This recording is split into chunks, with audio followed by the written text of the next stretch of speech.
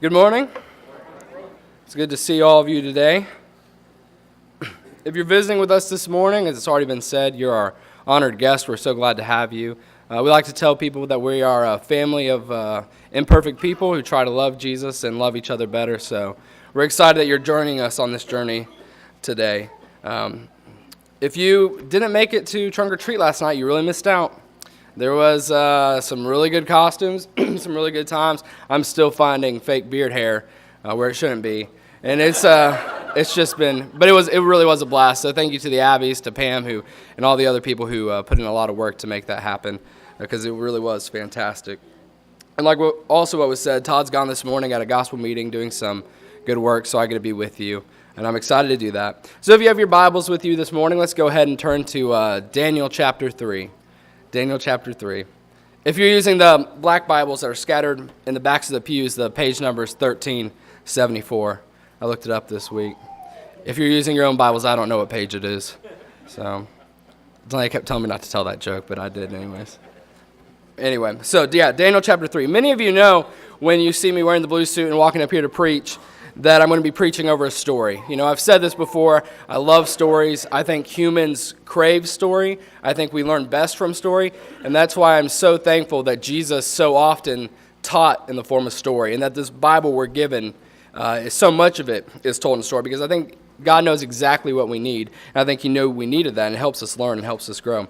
So I'm going to share with you, while you turn, a little bit about the story we're going to be reading today, because context really is important. You know, we're diving into the middle of a book that was written in the 6th century BC. I mean, it's hard to do that without a little bit of groundwork. I mean, how many times a week do you open up a book that's 2,500 or 2,500 years old and open to the 3rd chapter and start reading? You don't do it very often. So it's important to have a little bit of context. So at this point in Israel's history, because of their disobedience to God, He's allowed for them to be conquered by the Babylonian Empire, which at this point was ruled by King Nebuchadnezzar. And the Babylonians, being good at what they do, took all the young people who were educated, who were of noble birth, and took them back to Babylon. If you want to keep a rebellion from rising up, you take the potential leaders away. I mean, and take them back and brainwash them into your own culture. That's just world domination 101. So that included Daniel, who wrote this book, along with 3 men that the story tells us about. So that's where we start. Also, I want to mention that God has not forgotten or forsaken Israel. Many of the books in the Old Testament outline God's plan to redeem and to restore Israel from this low point in their history. But they still had to suffer for a time through their consequences for what they did, and that's why they're in exile, and they still had to go through that for a while. But God has not forsaken them. So let's go ahead and read. Or, you know what? I get asked a lot, you know, why do I make people read instead of having it up here or just reading it to you? You know, we don't worship this book. There's nothing magical about the leather or paper or ink here, but these are the words of God that were given to us, and they hold huge implication for our lives. And I really think there's something amazing about a room of 200 people opening up and reading God's Word together. I think that makes a space that invites God in to do some drastic and amazing things in this hour and in this church family in general. So that's why I do that so often. And I am making you read a little bit more today, so sorry. Daniel chapter 3, starting in verse 1.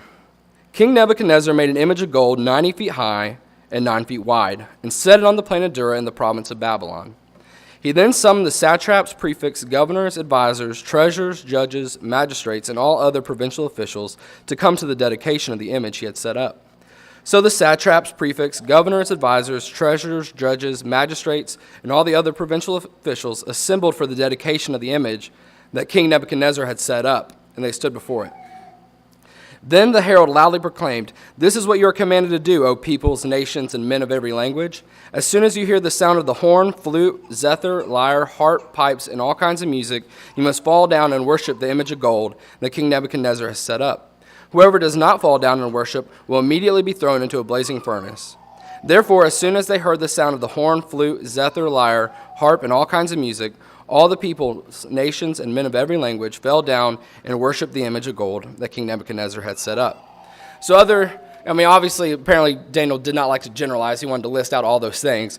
But other than that, maybe some outdated names and places, nothing seems to really surprise us here, does it? Or at least I don't think it should, in my opinion. You have a king who has built a giant golden image and commanded with all of his authoritative henchmen that everybody should fall down and worship it whenever he commands, or else be burned alive. So, I mean, I guess if you put it that way, it does sound a little odd. But don't we have, I think we have a lot of things in this world that sound a lot like that. You know, isn't our world filled with kings and authorities that tell us what and when to worship? You know, they say, bow your knee to the god of money, lest you be thrown into the fiery furnace of poverty. Bow your knee to the god of sex, lest you be thrown into the fiery furnace of loneliness. Bow your knee to the god of your career, lest you be thrown into the fiery furnace of mediocrity. And the list goes on. And just like the Babylonians, as soon as most of our world hears the music play, boom, the knees hit the floor and they start to worship. You know, whether it's driven by fear of the furnace, the pressure of everybody around us doing it, or simply an unhealthy desire for that idol in and of itself, the world doesn't hesitate in following these orders, right? But can you really blame them? These are the kings of the world. These are the idols of the world. And so, of course, the people of the world follow along. You know, if we who are not of the world occasionally slip into idolatry, how can we expect those who are not yet freed of sin to do any different? But we're the church. We're the people of God called to live differently, to be an example to the world around us by living differently. I love the term countercultural. I use that a lot when we're talking with our teens. I truly believe that's how we're called to live as God's people, that we're called to live not opposite of the culture, not only for us, but also for the sake of the world. Because when everybody's going this way and you're alone going the other way, they get confused. You're going to have a lot of people wondering what makes you different. And it creates a lot of opportunities. Our story continues with 3 men that do exactly that. Verse 8, at this time some astrologers came forward and denounced the Jews. They said to King Nebuchadnezzar, O king, live forever. You have issued a decree, O king, that everyone who hears the sound of the horn, flute, zither, lyre, harp, pipes, and all kinds of music must fall down and worship the image of gold. And that whoever does not fall down and worship will be thrown into a blazing furnace. But there are some Jews whom you have set over the affairs of the province of Babylon, Shadrach, Meshach, and Abednego, who pay no attention to you, O king. They neither serve your gods nor worship the image of gold that you have set up. Furious with rage, Nebuchadnezzar summoned Shadrach, Meshach, and Abednego, and so these men were brought before the king. And Nebuchadnezzar said to them, Is it true, Shadrach, Meshach, and Abednego, that you do not serve my gods or worship the image of gold I have set up? Now when you hear the sound of the horn, flute, zither, lyre, harp, pipes, and all kinds of music, if you are ready to fall down and worship the image I have made, very good. But if you do not worship it, you will be thrown immediately into the blazing furnace. Then what God will be able to rescue you from my hand? Shadrach, Meshach, and Abednego replied to the king, O Nebuchadnezzar, we do not need to defend ourselves before you in this matter. If we are thrown into the blazing furnace, the God we serve is able to save us from it, and he will rescue us from your hand, O king.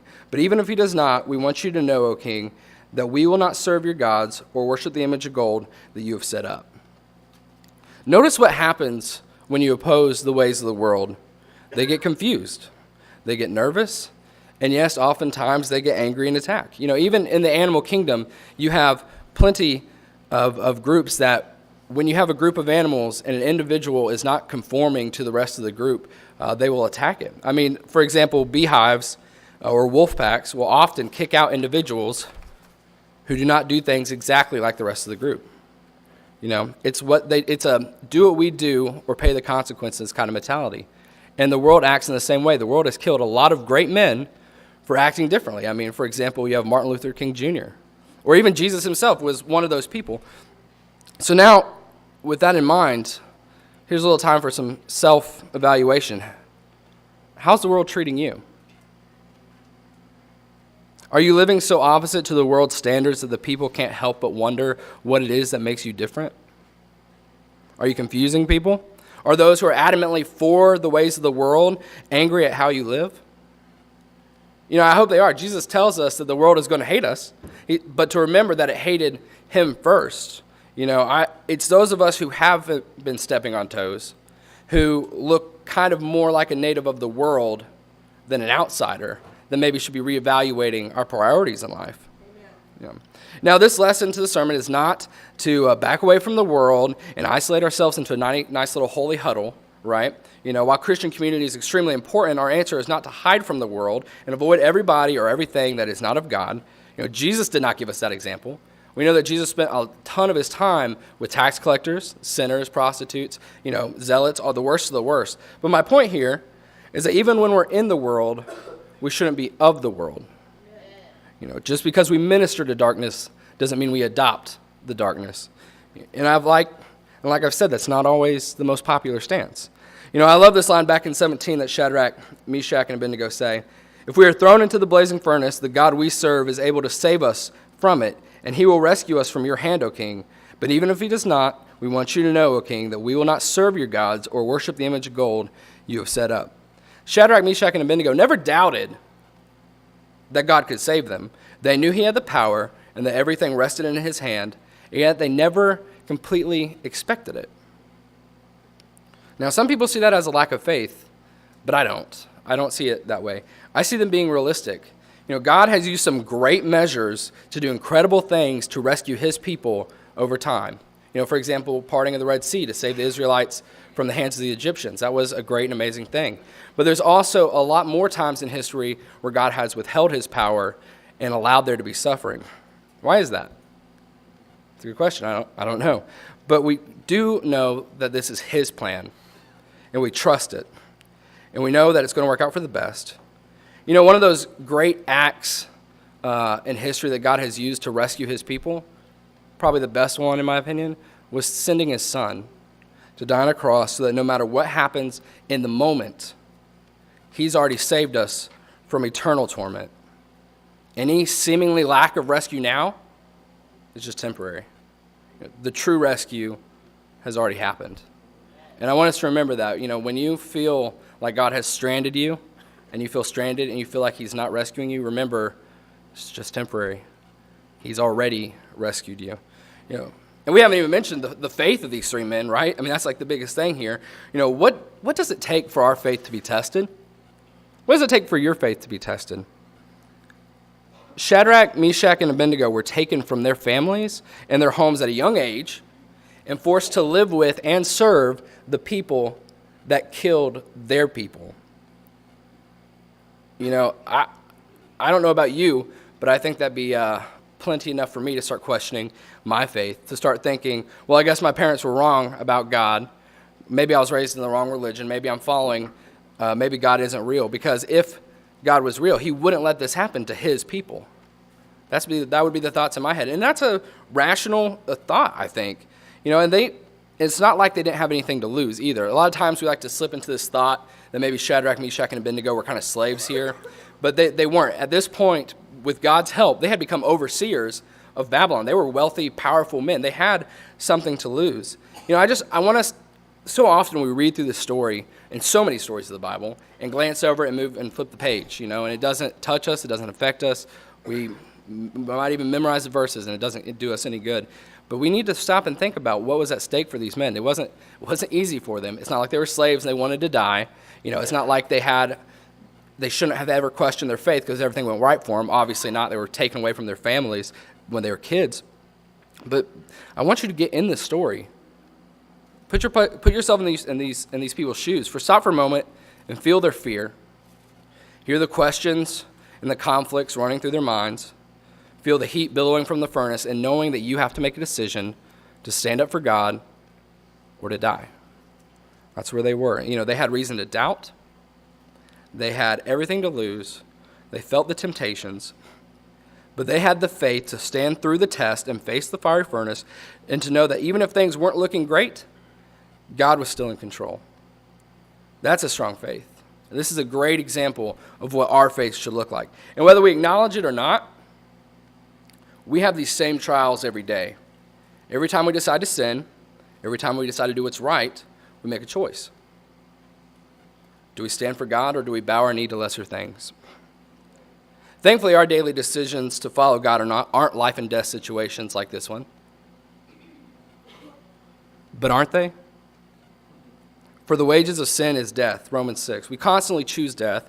We constantly choose to sin, and the consequences of our actions is that fiery furnace. Maybe not the same fiery furnace Shadrach, Meshach, and Abednego were going to, but a fiery furnace nonetheless. Those are the choices that we face every day. But we serve a merciful God who loves us through our failures and has taken our place in that fire so that we wouldn't have to. Shadrach, Meshach, and Abednego did what was right. Spoiler alert. But we don't always follow suit. Yet like these three men, God has saved us from the flames. Starting back in verse 19. Then Nebuchadnezzar was furious with Shadrach, Meshach, and Abednego, and his attitude toward them changed. He ordered the furnace heated 7 times hotter than usual and commanded some of the strongest soldiers in the army to tie up Shadrach, Meshach, and Abednego and throw them into the blazing furnace. So these men, wearing their robes, trousers, turbans, and other clothes, were bound and thrown into the blazing furnace. The king's command was so urgent and the furnace so hot that the flames of the fire killed the soldiers who took up Shadrach, Meshach, and Abednego. And these 3 men, firmly tied, fell into the blazing furnace. Real quick, look at the efforts Nebuchadnezzar goes through to punish these people. He turns up the furnace times 7 its normal heat. Then he makes for sure they're bundled in all their clothes for a little extra kindling. He ties them up, and his own men who put Shadrach, Meshach, and Abednego in the furnace die from the heat. You got to imagine that when Daniel is writing this book, that he wanted us to see that this quote-unquote powerful king couldn't even save his men from this unintentional death, but God rescued his people from a death that had been foolproofed. Right. Then King Nebuchadnezzar leapt to his feet in amazement and asked his advisors, "Weren't there 3 men we tied up and threw into the fire?" They replied, "Certainly, O king." He said, "Look, I see 4 men walking around in the fire, unbound and unharmed, and the 4th looks like a son of the gods." Nebuchadnezzar then approached the opening of the blazing furnace and shouted, "Shadrach, Meshach, and Abednego, servants of the Most High God, come out, come here." So Shadrach, Meshach, and Abednego came out of the fire, and the satraps, prefects, governors, and royal advisors crowded around them. They saw that the fire had not harmed their bodies, nor was a hair of their heads singed. Their robes were not scorched, and there was no smell of fire on them. Then Nebuchadnezzar said, "Praise be to the God of Shadrach, Meshach, and Abednego, who has sent his angel and rescued his servants. They trusted in him and defied the king's command and were willing to give up their lives rather than serve or worship any god except their own God." What do you say after a story like this? I really hope that your ears and that your minds haven't been calloused from hearing this story before. I hope that you can hear this mind-blowing message as if it was for the first time, that the power of man means nothing against the will of God. Threaten us with a fiery furnace, crank up the heat times 7, wrap us in flammable clothes, tie us up, because God, the God we serve, will deliver us out of the hands of those that mean us harm. We have 0 reason to fear. 0 reason to fear for our physical self, 0 reason to fear for our spiritual self. When we love and serve God, he will keep us safe. And I really don't know what to say beyond that. This is a simple and beautiful message. Stand up for God and do not be afraid. Some of you may be thinking, yeah, this is a great story. You made some really good points. Thank you. About their life and situation. But we're not Israel, and we don't live under the evil empire, or evil Babylonian empire. Sorry, I got Star Wars on the mind. Trunk or treat last night. But I would tell you that this story we read today is exactly our story. No, we're not Israel, but we're the church. We're the people of God. And we are believers in exile just as much as Daniel and his friends were. Look at the culture we live in. Anybody want to tell me that we're living in a Christ-centered world? The church is in exile. We don't belong here. This is not our home. The celebrities, the politicians, those aren't our kings. The idols of this world are not our gods. As Christians, we should look like exiles in this land, not natives. And because of that, people are going to push back at us. They're going to be confused. They're occasionally going to be angered by our convictions. But 1, we know that whatever happens, God holds us in his hand. And 2, our countercultural lifestyles will be the seeds that will bring many people to God. The last few verses of this chapter show how Nebuchadnezzar ends up praising God and lifting him up in the land, which only transforms that exile to look a little bit more like home. Every Sunday morning when we meet here and gather together and worship together, we're forming a little piece of home in this exile. You know, Israel didn't stay in exile forever. They were brought home. Eventually, God brought them to the land that he had promised them. And in the same way, we won't be in exile forever either. Jesus is coming back to claim his church and to take us home to a land where he promised us, where the streets are made of gold. So, simple question. Who do you belong to? Are you a native to this world, or are you an outsider? If you need prayers from the church this morning, or if you'd like to be baptized into Christ, forgiven of your sins, and destined for a home in heaven, won't you come as we stand and sing?